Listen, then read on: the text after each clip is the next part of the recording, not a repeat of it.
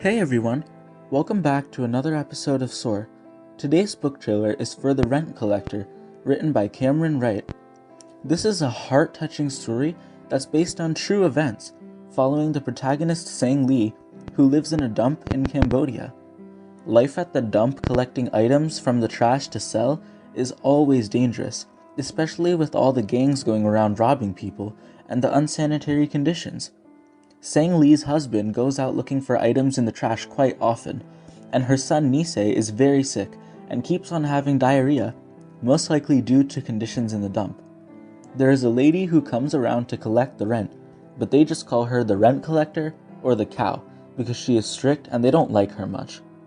One day, it is time for Sang Lee's rent to be collected, but she doesn't have enough.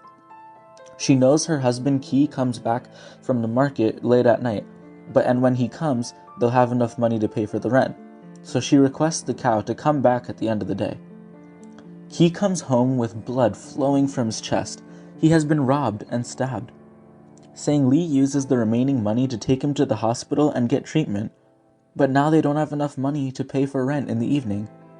The cow comes, and Sang Lee pretends not to be home, but then Nisei whimpers. She approaches the collector and tries to explain, but the cow thinks that Sang Lee is just making excuses. She tells Sang Lee that she must clear out of the home, but then she notices a book in Nisei's hands. She grabs it and bursts out crying. Sang Lee is unclear on what to do, but just decides to put a hand on her shoulder. Sang Lee gives her the book, and then later, the cow tells her that she'll forgive rent for the month. Sang Lee reveals her reasoning for giving her the book. She wants the collector to teach her how to read, so that she can bring about a better life for her family. She discovers that the cow's real name is So Peep Sin, and that she used to teach literature at a university. So Peep is reluctant to teach Sang Lee, but she agrees, with the condition that she must do homework and give her rice wine every Friday.